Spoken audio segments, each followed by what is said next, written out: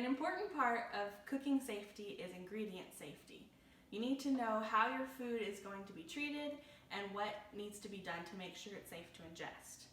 One aspect of that is properly thawing your meats. If you have frozen meats and you plan to use them for a meal, you need to allow adequate time to leave them to thaw in the fridge or use the quick thaw feature on your microwave. An inappropriate way to do this is to put it in a sink full of hot water where it gives it time for bacteria to grow that may not be able to be cooked out later. The second part of cooking safety I want to discuss is cross-contamination. When you have thawed meats and you're using utensils and you're using your hands to touch the meats, that's okay as long as you can wash your hands and your utensils later before you deal with things such as produce, because if you cross-contaminate, the bacteria that would be cooked out in your meat is not going to be cooked out if you're making, say, a fresh salad. The third part of cooking safety is making sure that you're not using expired foods in your cooking. Not only can it ruin the meal that you're cooking, but it can also make you really, really sick when you eat it. Most ingredients that have a package like this have a label on the top or on the bottom that says the suggested use-by date or the expiration date. You can technically use an ingredient after the use-by date, but really it's recommended to just go ahead and move on. The last part of ingredient safety is making sure you know how each of your ingredients needs to be treated. For example, oils all have different smoke points, and if an oil surpasses its smoke point, it can release free radicals into the human body, which can lead to premature aging and even cancer. So olive oil has a fairly low smoke point of about 325 degrees Fahrenheit, whereas coconut oil and even butter have a run-of-the-mill middle smoke point of about 350.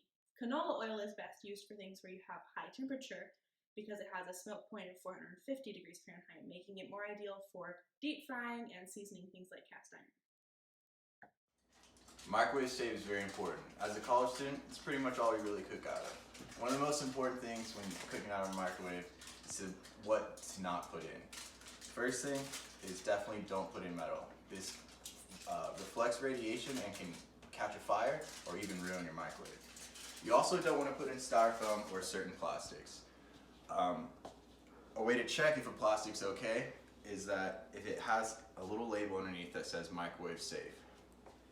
The last thing that you really want to be sure is whenever heating stuff out of a microwave, sometimes it can be really hot and burn your hands, especially for long periods of time. So you really want to make sure whenever you're grabbing something out of the microwave that you use a safety. Good afternoon, everyone. My name is Fejian Corey, and today I will be teaching you guys about oven safety in the kitchen. As we all know, working with the oven can be particularly dangerous as it can reach extremely hot temperatures, especially when working without hand protection.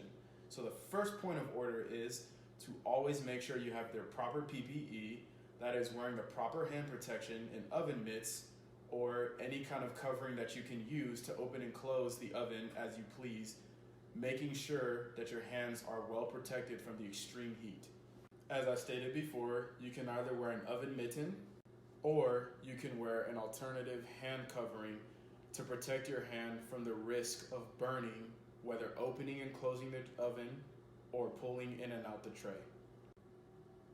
See how I'm able to open the oven and pull the tray out freely.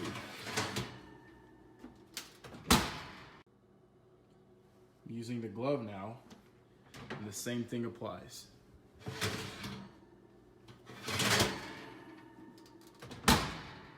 Well, folks, that's about all there is to it. Thank you so much for your time, and I hope you found this video very informative. Have a great rest of the day. Hi, I'm Scotty Satterwhite. Today I'll be discussing cooktop safety using an electric cooktop.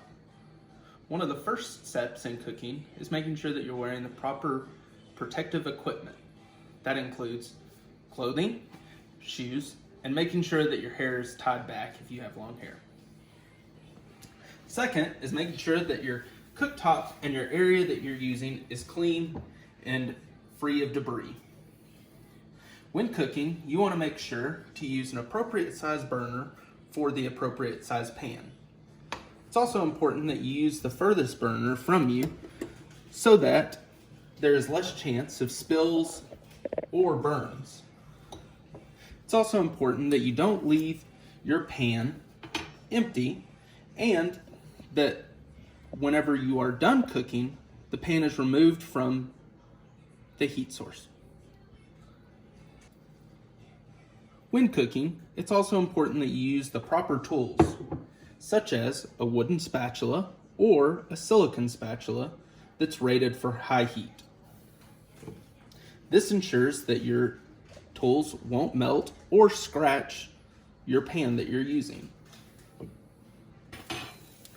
Once you're done cooking, it's important that you remove the pan from the heat source and that you turn the burner off.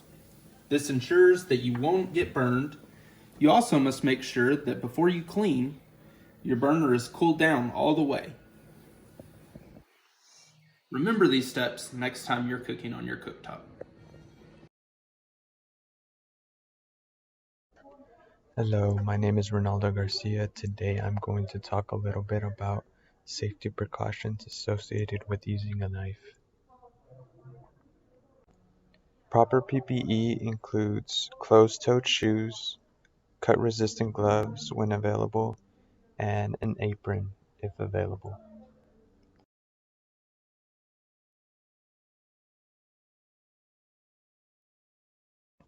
In preparation of using a knife, set up a safe working station.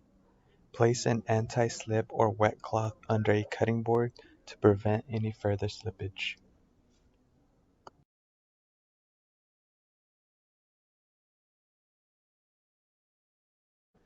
Before handling a knife, choose the appropriate size and check for sharpness.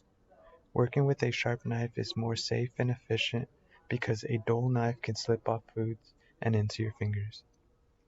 In the process of cutting, hold the knife with a tight grip with your dominant hand and use your other hand to hold the food tightly, making your fingertips curl inward. Once you are done with the knife, place the blade away from you to prevent any further injury. When moving locations, always hold the knife pointed down and keep close to the body. And that's all I have for knife safety.